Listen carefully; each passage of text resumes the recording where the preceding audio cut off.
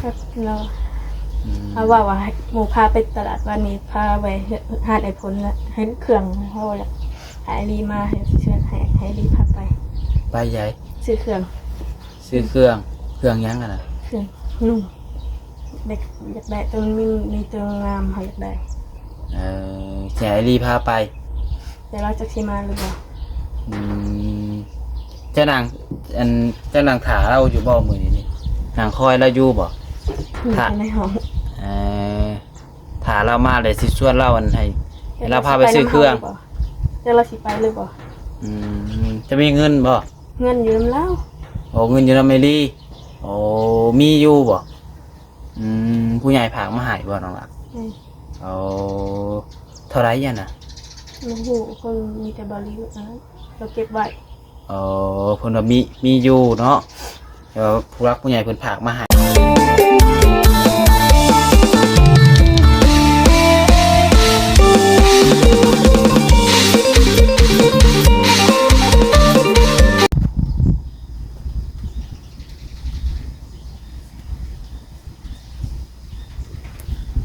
กับทักทายสบายดีสวัสดีพ่อแม่พี่น้องสบายดีป้าลุงและก็FCกันเบิดสุคนเบิดสุหม่องสุบอนบ่ว่าสิอยู่ฝั่งลาวฝั่งไทยและอยู่ทางต่างประเทศเด้อพี่น้องเด้อการยินดีต้อนรับเข้าสู่ช่อง YouTube น้องพัดไซชาแนลอีกแล้วโดยพี่น้องเนาะมาพบมาพอกันช่วงแรงๆอีกบัดนี้พี่น้องเนาะหลังจากที่ว่าแวะเวียนไปเยี่ยมยามทางลุงอาจเพิ่นมาเพียงเนาะน้องบัดไซก็ได้มาแวะหาทางน้องใบเตยเพิ่นเพียงเนาะพอบ่ได้มาหาน้องเพิ่นหลายมื้อแล้วแหละเพียงเนาะน้องบัดไซมามื้อด้านกะน้องเพิ่นบ่อยู่พี่น้องเอ้ยเนาะเลยบ่ได้เข้ามาเลยพี่น้องเอ้ยยากเวียกยากงานเนาะบ่ได้เข้ามาประมาณ2มื้อ3มื้อนี่แหละเพียงเนาะน้องบัดไซก็เอามาหาน้องเพิ่นและน้องเพิ่นบ่อยู่เพียงเรากลับมาตอนเที่ยงนี่ก็ไปยืนถ่ายพี่น้องใช้อยู่เพื่อนอยู่พี่น้องเลยเอาพี่น้องเอ้ยจังได้ก็ไปเบิ่งไปชมน้องกันพี่น้องคือว่าได้ยินว่าน้องเพิ่นเป็นอะไรขึ้นพี่น้องกินข้าวกินน้ำได้แล้วบ่พี่น้องเนาะนั่นแหละเจ็บหัวเจ็บมางใครแล้วบอกพี่น้องเนาะบ่ได้มาเป็นสายมือ FC เพิ่นก็ถามหาอยู่พี่น้องเนาะบางคนพี่น้องเอ้ยมันก็ยังใครอยู่ที่ว่ามันบ่ไกลกันพี่น้องเนาะแต่เพื่อนลุงอาจมาเพื่อนน้องใบเตยนี่ก็ประมาณ 3-4 กิโลพี่น้องเนาะมันก็บ่ไกลกันเท่ากับไปมามันก็สะดวกสบายแน่พี่น้องเนาะคันมันไกลเท่ากับพี่น้องเนาะดนไปเทื่อนึงพุ่นแหละพี่น้องเอ้ยคือสาวพรพี่น้องเนาะสาวพรก็บ่ได้ไปหาเราตั้งแต่เป็นทิศแต่ไปจักพี่น้องเนาะตั้งแต่เราอยู่เพื่อนกับยังบ่ได้ไปเลยพี่น้อง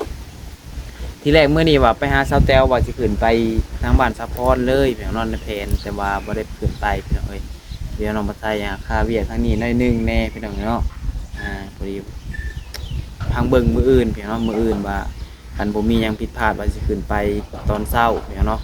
ไปแต่เช้าแน่พี่น้องเอ้ยกับเบานิ้วนั่นแหละคันเราสิขึ้นไปพี่น้องมื้อนี้คือว่าเห็นเพิ่นไปจะไปทางใดพี่น้องเนาะมาเตือนสาวแต้วแล้วก็บ่ได้หาเพิ่นเลยพี่น้องเนาะ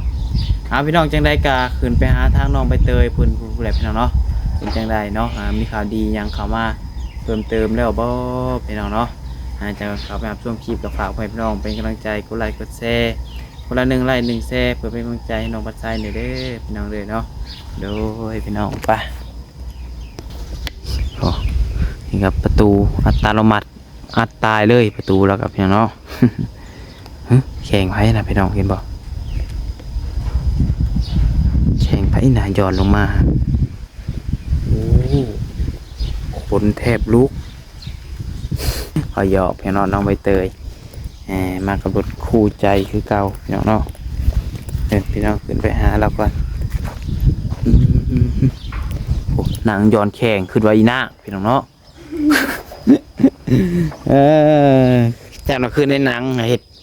มังนาวตกเลยยื้อมือเอาอยู่ตารางกันเนาะ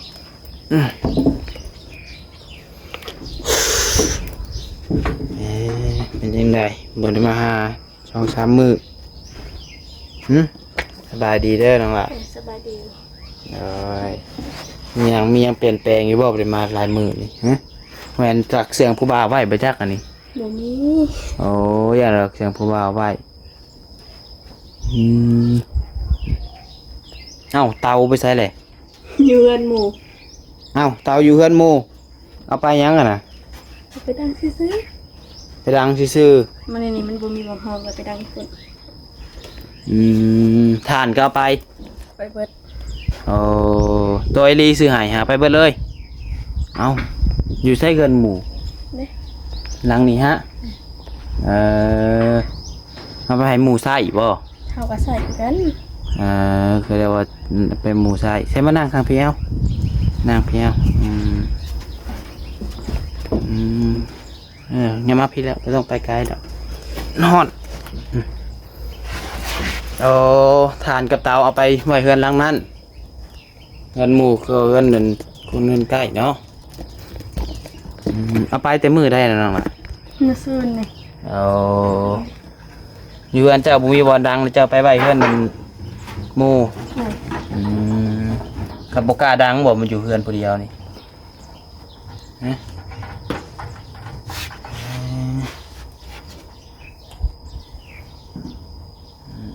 ในมือมีคนเขามาหาอยู่บ่ นี่ไอ้นิ้วเข้ามา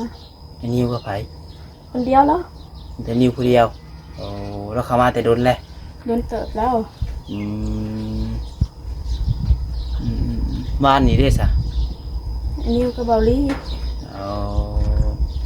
มือซื่นบอกมือซื่นนะบอกคือมือแล้วว่าให้เขามาหาบ่เห็นเจ้าจะไปใช้ มื้อซื่นนี่ฮะเขาไปหน้าหมู่ ไปนาหมู่ไปยังอ่ะนะ หมู่ชวนไปดำหน้าแต่หักแม่เขาบ่ได้ลงก็บ่ได้ดำ เอาว่าจะไปดำนาซอยหมู่บ่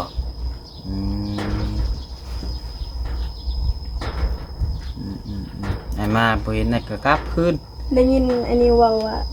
ได้ยินเจอผู้และข่าวว่าไอ้ปัดใช้เสื้อรถใหม่เขาว่าคันสีหยังเขาว่าคันสีขาวบ่มาเบิ่งคันสีดำ เมื่อนี้ว่าไอ้ซื้อรถใหม่นั่นแหละคันสีดำนั่นแหละชื่อมือซื่นบ้านซื่นนั่นอันนี้ตัวจะว่าคันสีขาว ได้ยินเขาบอกว่าคันสีขาวแล้วบอกให้ฟัง โอ้ยบุหูพิสังกระเบ้าแบบนี้เนาะ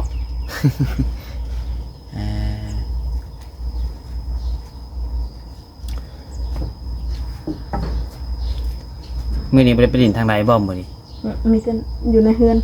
อยู่ในเฮือนเบิดมื้อบ่ฮ้อนบ่เนี่ยไปหานางดินตะลอกตารางนอนดินตารางอยู่ได้อยู่บ่อยู่ในเนี่ย ได้ เปิดพัดลมเบิดมื้อ มันเคยกับบริเปิด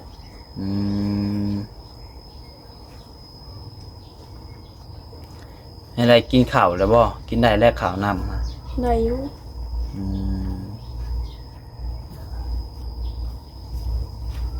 เช้านี้กินข้าวกับหยัง มาได้กินเช้านี้ อ้าวตอนเที่ยงได้ซะ ยัง เที่ยงยังบ่ได้กินเอ้ายังบ่ได้กินข้าวเลยบ่ตั้งแต่สมัยมาหากินข้าวจักเทื่อแล้วจื้อได้บ่ ได้สองเถื่อ ตั้งแต่สมัยมาหาแรกๆจนปัจจุบันนี้กินข้าว2 เทื่อบอกเป็นตาบ่อยากเชื่อแท้อันนี้อยู่ได้บ่กินข้าว2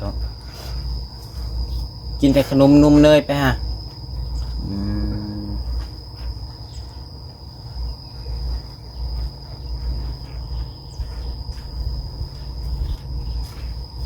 ข้าวเพิ่นเอามาให้ก็บ่ได้นึ่งบ่ได้หยังเลยบ่จะกินอยู่ใช้สำจะกิน2 เทื่อ กินแต่หมี่ บ่จะไปกินข้าวจะกินอยู่ใช้กิน หมูชวนไปกินอยู่นา คันกินเลยไปกินอยู่เรือนหมู่ก็อยู่หน้าหมู่สบายเนาะไปกินข้าวแล้วไปหากินน้ำหมู่อ่ะ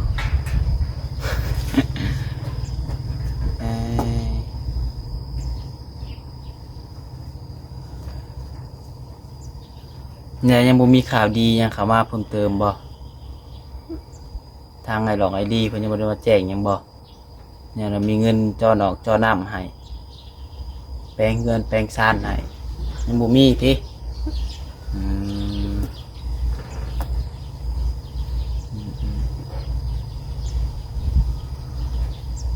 โทรศัพท์จะใช้จะมีอยู่บ่ บ่มีอยากได้อยู่บ่อะไรโทรศัพท์ อยากได้อยู่ อ่าว่า FC หลายคนเพิ่นว่าเพิ่นก็เม่นมาอยู่เพิ่นเนาะเพิ่นว่าจะให้น้องใบเตยมีโทรศัพท์อยู่บ่เพิ่นว่าคันบ่มีว่าอยากได้อยู่อยากได้เนาะแต่ว่าเพิ่นว่าง่ายก็ย่านนั้นน้องเพิ่นเป็นโรคซึมเศร้าอะไรเป็นว่าอยู่คนเดียวหลายเพราะว่ามีโทรศัพท์พอได้เบิ่งนั่นเบิ่งนี่เคยมีอยู่บ่ มีแต่มันตาย จักเดือนจักปีแล้วมันตาย ตายแต่เดินแล้ว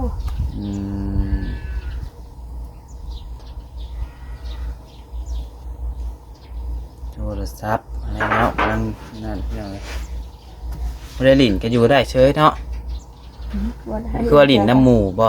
ลิ้นอยู่บ่โทรศัพท์หมู่ครูอะ ลิ้นบางเทีจ้ะลิ้นติดกับ ขอลิ้นน้ำหมู่ ครับเราเอาว่าหมูพาไปตลาดวันนี้พาไปหาดไอพลแล้วเห็นเครื่องเขาอยากหายรีมาเชิญให้รีพาไป ไปใหญ่ ซื้อเครื่อง ซื้อเครื่องยังกันนะ เครื่องนุ่มเด็กอยากได้ตัวมีตัวงามเขาอยากได้ แจรีพาไป แต่เราจะชิมาหรือเปล่า เจ้านางถาเราอยู่บ่มือนี่นางคอยเราอยู่บ่ อยู่ในห้อง ถาเรามาเลยสิชวนเราอันให้เราพาไปซื้อเครื่อง เดี๋ยวเราสิไปหรือเปล่า จะมีเงินบ่ เงินอยู่น้ำเล่า โอ้เงินอยู่น้ำเมลี่โอ้มีอยู่บ่ผู้ใหญ่ผากมาหายบ่น้องล่ะโอ้เท่าไรยันน่ะ ลูกหูคนมีแต่บริวารเราเก็บไว้ โอ้เพิ่นว่ามีอยู่เนาะแต่ว่าผู้รักผู้ใหญ่เพิ่นผากมาหายแล้วไว้น้ำมันไอรี่ ให้เรามาเขาว่าสิให้เราพาไปซื้อเครื่อง เครื่องนุ่งนี้จะได้ส่งเสือนี่ แม่มันงามเราสะออนมันอยากได้ สะออนมันงาม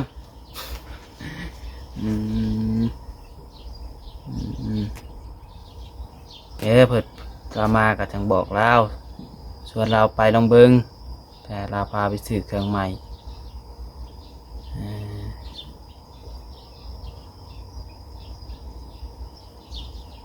ตัวเขาอยากได้หลายตัวอยู่ หลายโต ตัวอยู่ในตลาดเขายังอยากได้ อยู่ในตลาดแรงนี้ นี่ค่ะพ้นนี่ก็มีตัวอยู่ในตลาดเขาเห็นเขาอยากได้เขาบริซื้อ วันนี้เรามาขึ้นบชวนเล่าซะ ห้าโมงหู้เพราะว่าเมื่อวานหมูพาไปตลาด4 โมง ถ้าก็ไปตลาดวันนี้ได้เป็นเครื่องเลยอยากได้เครื่องแบบนี้เมื่อนี้ก็จากราชิเขามาหรือบ่อยดีกันเนาะผู้เห็นผู้เราไปทางลุงหินผู้ไปจักเนาะเราเข้ามาวันนี้กับมืออื่นมือฮื้อเพื่อนเนาะส่วนมือเถื่อเราเขามาเบิ่งคลิปมานี่ผากบอกเราก็ได้ ไอรีเอ้ยเขามาน้องใบเตยเนี่ยเด้อสิว่าหน่อยแม่ว่าดูจะให้FCไปบอกให้ก็ได้ดิ น้องใบเตยอยากได้เงินเครื่องแล้วเขามาหาน้องใบเตยนี่คิดฮอดเราอยู่บ่เราบอกเขามาเมื่อนี้ คิดทอดอยู่ อ้ายได้ซะ คือกันบริมาหลายมือเลย คิดได้ว่าลืมอ้ายได้ซะดอก บริเรียนนะ งั้นว่าลืมกันเลยบ่ว่าน้อง แต่ ใบ เสือตัวไหนแต่เราให้ใช้สื่อหรือเปล่า มันเป็นหยัง มันเขินโพด อืม แต่เราใช้สื่อหรือเปล่าอย่าเราให้สื่อดี เสือมันเคินเป็นเสือผู้สาวใส่ไปจักเสือโซเอลไปจักฮะจะได้เสือผู้สาว ใช่อยากเราสิสื่อหรือเปล่าตัวนั้นใจอยากได้แต่ว่านี่ จะมีเงินติดตัวเท่าไรเดี๋ยวนี้ เขาซื้อน้ำเป็นซื้อของกินเบิดเหรอ ซื้อของกินบ่เลยบุ้ยเด็กโตบุ้ยจักพันเลยบ่ตอนนี้อ้าวเงินที่เพิ่นเอาให้กับบ่มีเลยเบิดเรียบร้อย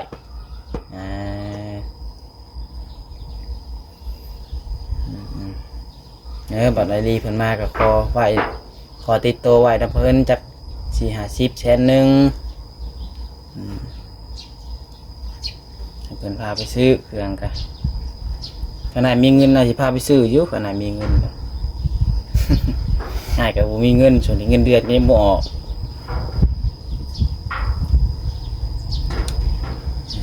ไปซื้ออันแม่มาผากก็ย่านจะบ่อยู่เพื่อนคือมื้อน่ะซื้อมากก็แต่มื้อกินเองมันไปเตยบ่อยู่เอาไปผากคนเอาไปวันกินเองเนาะไปให้คนอื่นมื้อเลยไปซื้อหยังเข้ามาว่าย่านว่าไปเตยบ่อยู่บ่บ่าวบ่นะ หมูที่ซื้อ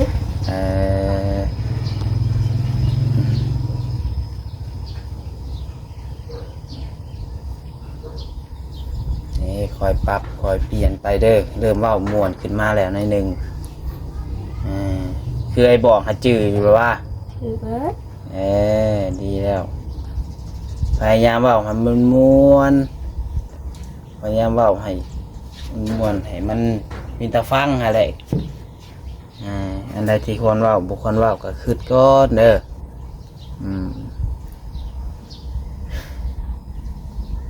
เราสิไปหน้าหมูครับยันพวกอ้ายมาเราไปไปมื้อนี้ฮะหนูชวนไปอยู่เหมือนกันพวกอ้ายมาเราไปไปอยู่ไสนาหมู่นี่คือไก่นี่อยู่ทางไหนแถวอันพี่ภาษานี่บ่ภาคเบื้องนั่นบ่แม่น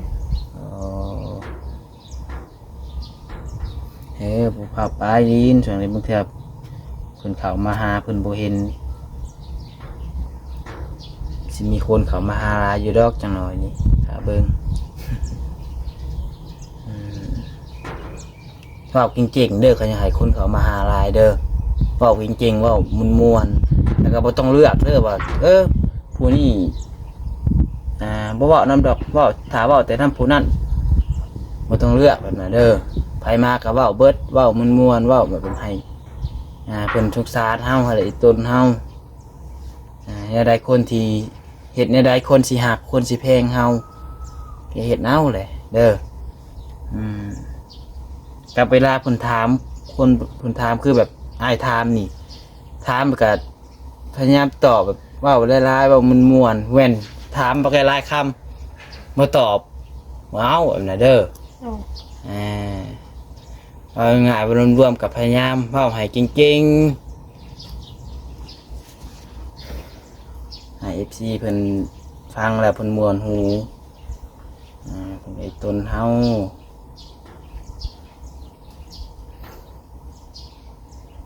เอาไอ้ครับไปได้บัดนี้ไอ้สิออกไปเวียกก่อนมีแต่ว่าสู้ๆเด้อคันใดโทรศัพท์จักเครื่องคือสิดีเนาะยังได้อยู่บ่เอาตอบอีกเทื่อนึงตอบดีๆวัดน่ะได้อยู่คันมีโทรศัพท์นี่คือสิบ่เหงาเนาะมื้อแม่นซื้อโทรศัพท์ให้แล้วไปหาหลักล่มผู้บ่าวบ่มีบ่อยากซื้อพี่น้องเนาะอากาศกระซิดของน้องเพิ่นพี่น้องสมมุติว่าน้องเพิ่นมีผู้บ่าวแพ้ว่าคะแนนว่าเป็นไปได้ก็โอน18-19 ปี20 ปีจังมีเด้ออันนี้เฮายังน้อยอยู่24 ปีว่าขอโทษนำเพียงเนาะสมมุติว่าเป็นหันเป็นหนีมาเอาว่าตรงๆเลยซะสมมุติว่ามีลูกมีเต้ามาเฮาก็ยังเลี้ยงบ่กุ้มดอกซำนี้นี่ขนาดอ้ายนี่สิฮอด20 ปีแล้วยังเงินเลี้ยงตัวเองบ่กุ้มอ้ายก็จักสิไปเฮ็ดหยังทุกมื้อนี่หาเงินนะครับมันยากได้น้องใบเตยเอ้ยก็สิได้เงิน 10,000 20,000 นี่บ่ได้ง่ายมีแต่ว่านั่นแหละน้องเนาะก็สู้ๆมีหยังอยากว่าบ่ให้ครับไปได้บัดนี้